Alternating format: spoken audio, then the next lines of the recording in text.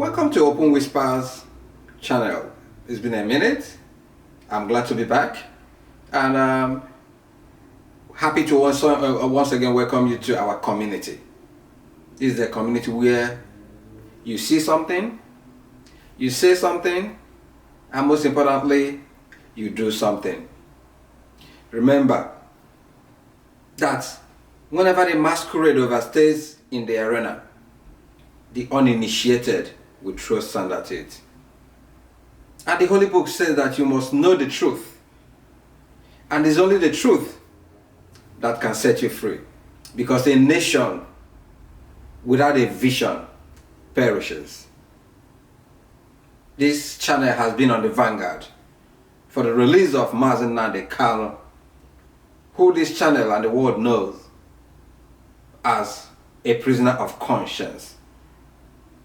And actually it surprises me and the world that after the United Nations body condemned not just the arrest of Nnamdi Kanu, but the detention and the role played by the Kenyan government in the extraordinary rendition of Nnamdi Kanu, who is the leader of indigenous people of Biafra, who has been incarcerated for many months now. The world has spoken out that his release, his detention is not only illegal but criminal. People like the governor of Benue State, Samuel Otom, has also spoken out that how can you give the terrorists, the bandits, killing and maiming innocent people, new life? You pardon them, you rehabilitate them, and give them chieftaincy titles. But somebody like Nnamdi Kanu, who is fighting for injustice meted against the people of the Southeast, you incarcerate him, dehumanize him, which is what I see as a slap on the face of the Igbos. He has said that he should be released. And it surprises me that despite the promise of the President of Nigeria, General Buhari retired, to Mbazulika Amechi, who is more than 90 years old, another statesman from the Southeast, and other elites who went to meet President Buhari and demanded the release of Nnamdi Kanu, if not for any other thing, that it will do two things: bring peace to the region that has known no peace since his arrest, and expose the true identity of people who are killing and maiming in the Southeast. Because personally, I believe that those behind the wanton killings in the Southeast must have taken advantage of the incarceration of Nnamdi Kanu. They pretend to call for his freedom, but you cannot call for a freedom for him when you are truncating the process of his release, or when you engage in kidnapping, killing of innocent citizens, enforcing sit at home every Monday that has been condemned by Ipob organization themselves. You are running on two parallel lines. So I'm surprised that President Buhari, out of his own volition, has not released Nnamdi Kanu, or complied with the ruling of the UN that Nnamdi Kanu should be released unconditionally. Probably from the way he looks, it's possible that Buhari may not do that until he steps aside. But remember that whenever an elder statesman takes what belongs to a child, holds it up, when his arm starts paining him, he will bring it down. It's only a question of time. But today, we want to address something with relation to the fight of the Ipob for the freedom of their people.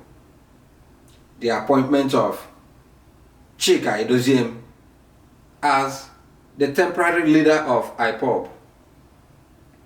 But before we dive into it, kindly remember to subscribe, hit the like button, leave your comment in the comment section. Let us know what you feel about the topic we'll handle here. We'll respect your opinion, but just do it respectfully. Also share the video. But remember that when you see something, say something and do something, that leads to freedom of the mind, which is the most important freedom, more than any freedom that you fight for. Now, Chika Edoziem has been appointed as the leader of Ipob. There is every reason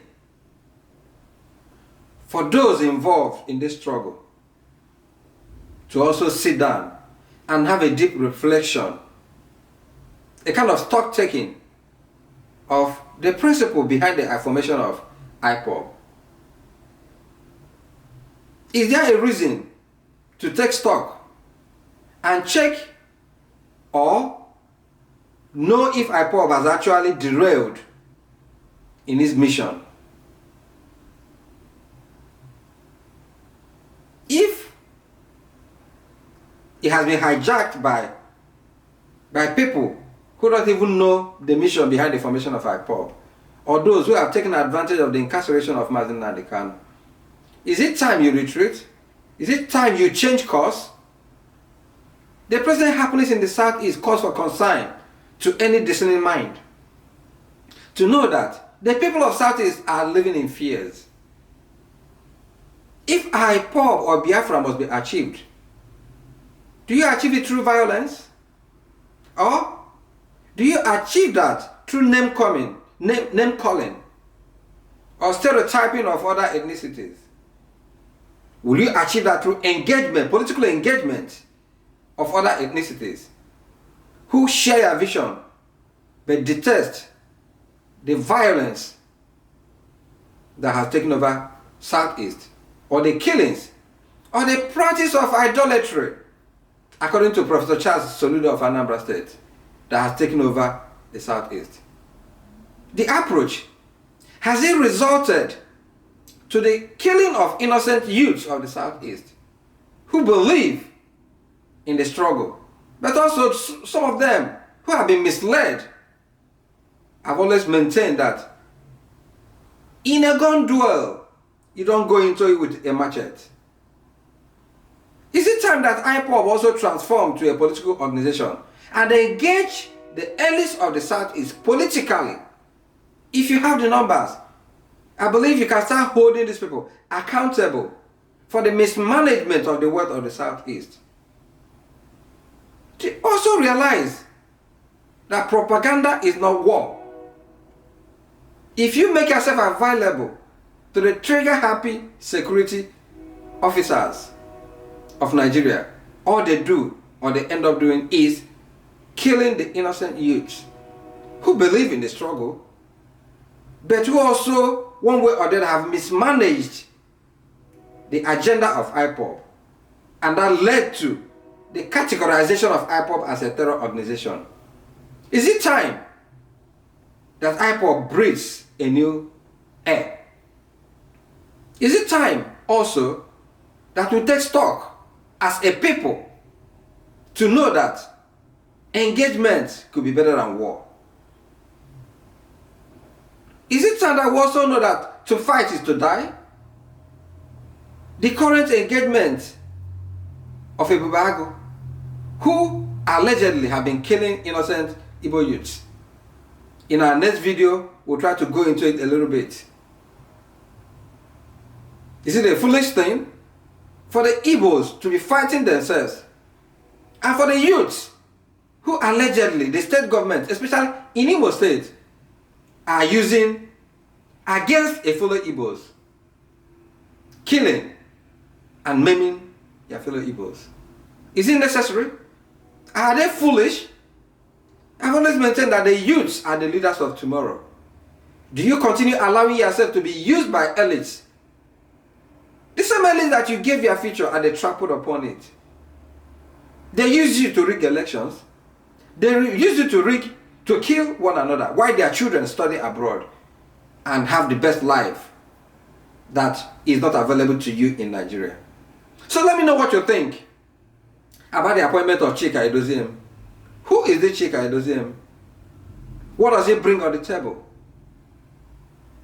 Can he help to take stock and know if there is a need to change course for Ipob? Is it time for Ipob also to transform to a political organization and know that instead of stereotyping other ethnicities, that it's time to engage them politically? So let me know what you think in the comment section.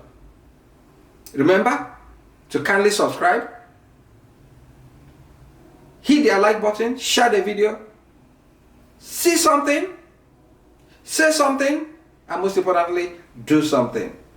The wanton killing in the southeast must stop. You cannot free our people and also jail them in their conscience and make them live in fears. The two approaches will not go together. Be well, do good work, and please do keep in touch. This is Chika Edoziem in Open Whispers saying bye for now until we meet again. Cheers. Bye.